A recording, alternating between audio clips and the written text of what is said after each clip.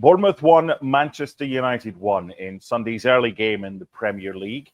And United's equaliser in stoppage time meant that the three of us who agreed to dress all in black because of Manchester United now look rather silly, Oggy, because United get a point. Shaka, Hislop, Mark Ogden, myself, Mark Donaldson.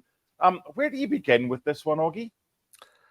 Well, I just made a note on my pad just before Rasmus Højlund scored, and it's not changed. It's tempered a little bit by the fact they got a point, but in the last 11 games, league games, United have won twice against Ipswich and Leicester, two relegated teams.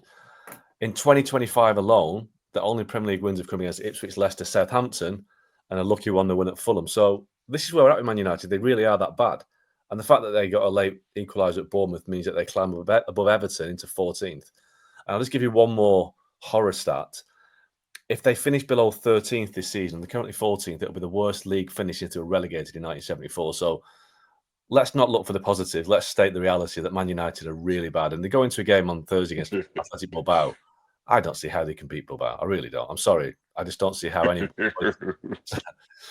Help me, Shaq, but I can't see any reason to believe Man United and Athletic Bilbao. Shaq, what you got? I'm not sure I can help, Oggy. I was just sitting here thinking, I'm not even a Manchester United fan, and I'm depressed.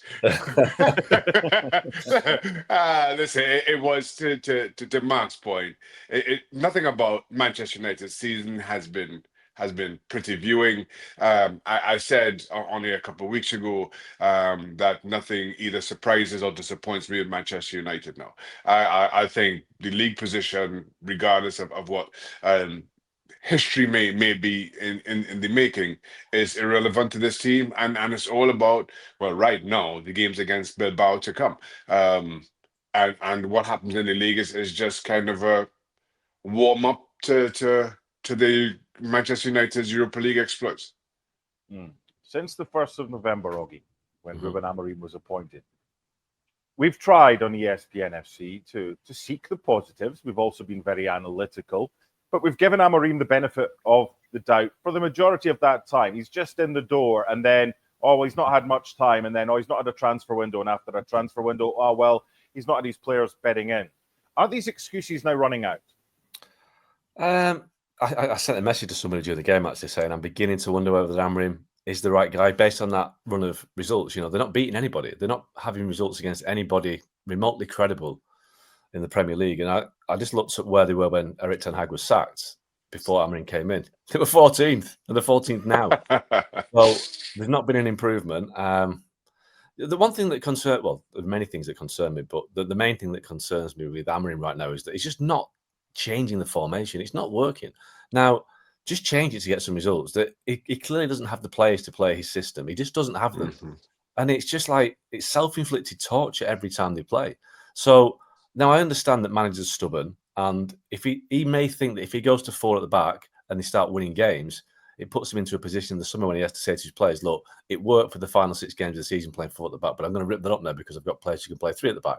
So maybe he's decided to stick with it no matter what, because it doesn't allow the players to say we're better the other way. But, you know, he really, really has to start next season very well and very quickly, because the way they've finished, or the way they've been this season, not finished, the way they've been means that he's under massive pressure.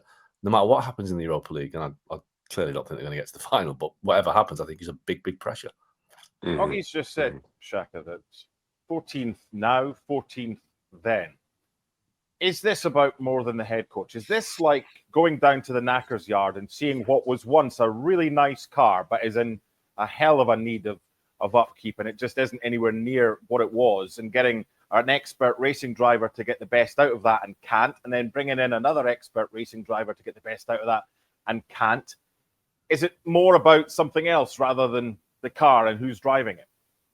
Manchester United, certainly this version of them, has all been about more than the 11 on the pitch. They've got issues throughout, and we've discussed that, whether we're talking ownership, but I don't think between the three of us we can stump up enough to buy Manchester United to correct that. Whether it's about kind of a culture that's slowly developing, or maybe quickly developing at Manchester United, whatever it is, there are issues, you know. And so Jim Ratcliffe came in, and there was an assumption that things would change rather suddenly, and it quite frankly hasn't. But again, the three of us aren't in a position to do much about that. So we focus on what we get to see every weekend, and the football on the park just simply isn't good enough. As far as Amorim goes and his approach, listen, there are two schools of thought here.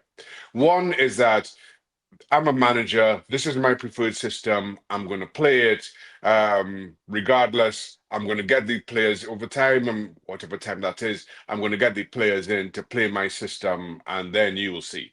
The second being, well, these are the players I have. I will adjust accordingly, even though I don't really like it, while I get my players in, and slowly, as the players change, so will I revert to my preferred system.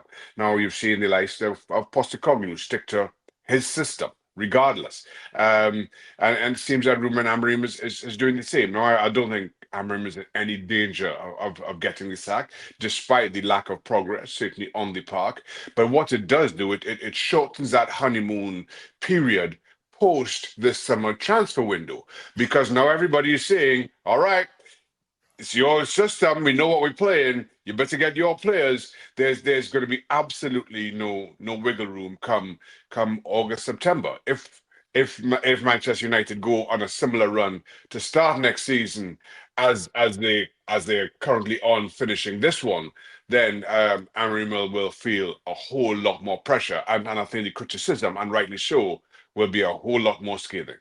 They're predictable. They're too predictable. You know what they're going to be. They're going to be three at the back. You know they're going to try and play out from the back. And they're up against the Bournemouth side that probably high press better than anybody in the league. And after 23 minutes, the opening goal for Bournemouth comes from Manchester United's goalkeeper kicking the ball out. What's happening? I just have to add they're predictable in that you know you're going to have a heart attack at some point or be very close to it, regardless.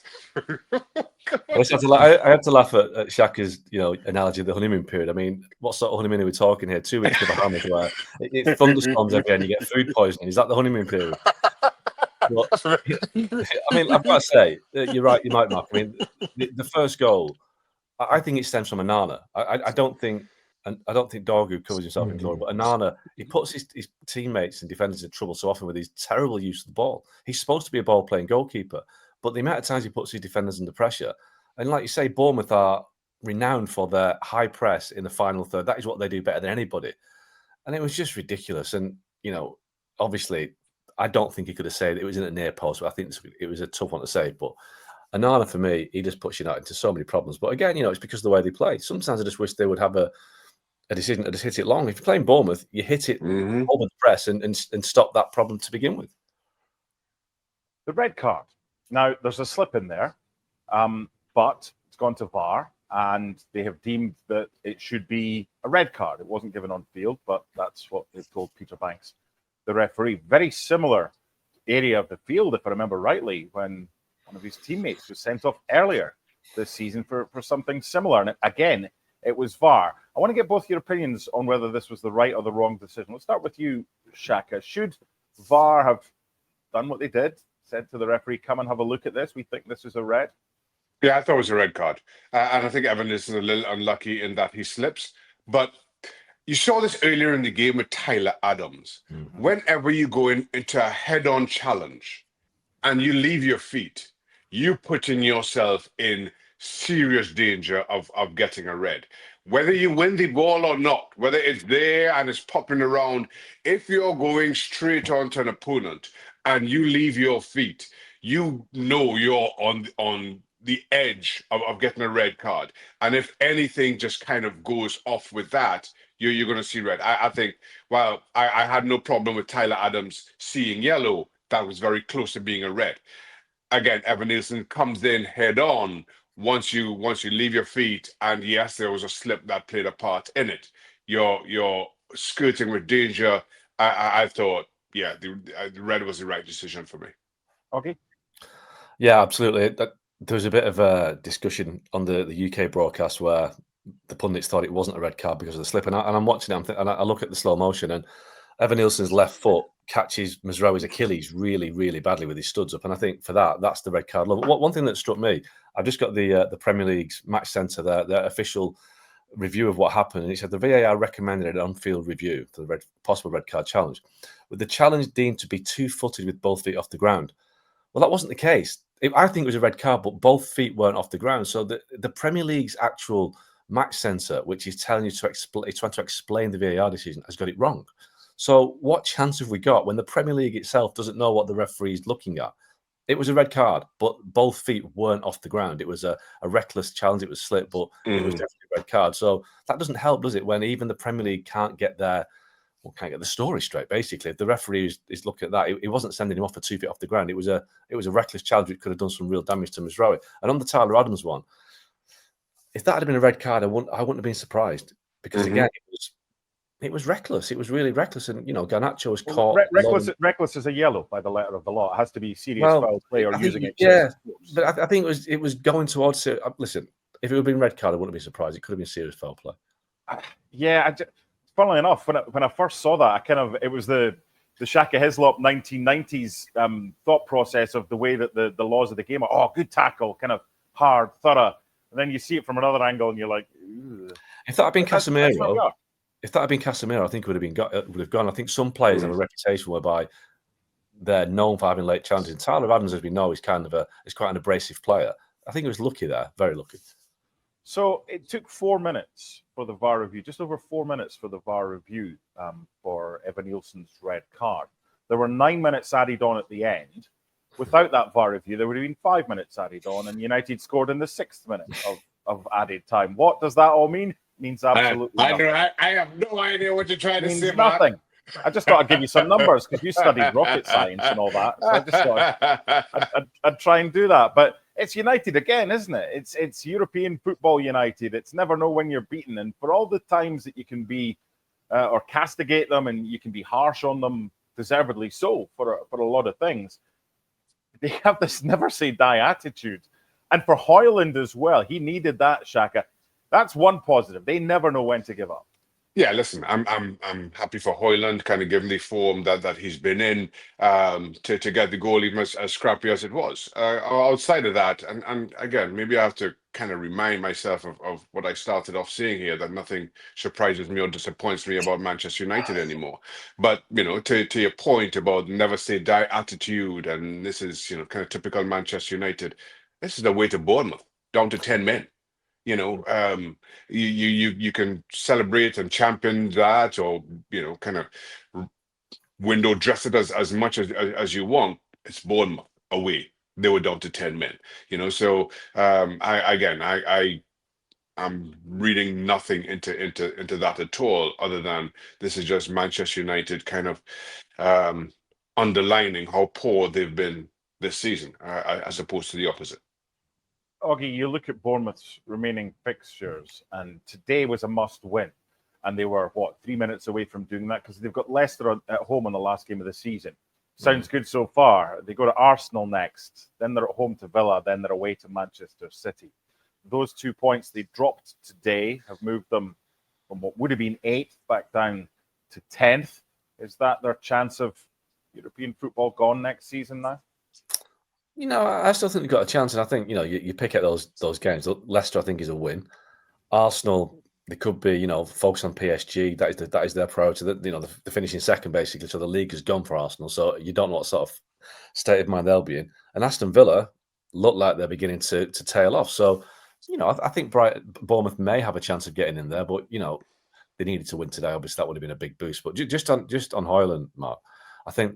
The stats, is it now his second goal in over 20, 24, 25 games? That might be the one positive that comes out of the game, because he is desperately short of confidence, and it was a scuffed goal, but that doesn't matter for a goal scorer. And because they haven't got anyone else. I mean, Xerxes is injured, as we know. Obviously, Rashford's not at the club anymore. Chidiobi's not in the Europa League squad. That could be the key to them getting through to the Europa League final. He scores today, get some confidence, and who knows? He might be a hero yet for Man United. It's hard to see, but I do feel for the kid because he's had a very, very tough season playing in a role which he's not cut out to do. He's not ready for it yet. So if anybody needs a break, it's Rasmus Højlund. He didn't ask to be a £70 million player at Man United. He didn't ask for that pressure. He gets the chance to play for his dream club. He take it, but he's been left isolated and he's not been helped one little bit by Man United this season. So he does deserve a break, and hopefully from his point of view, that kicks him on.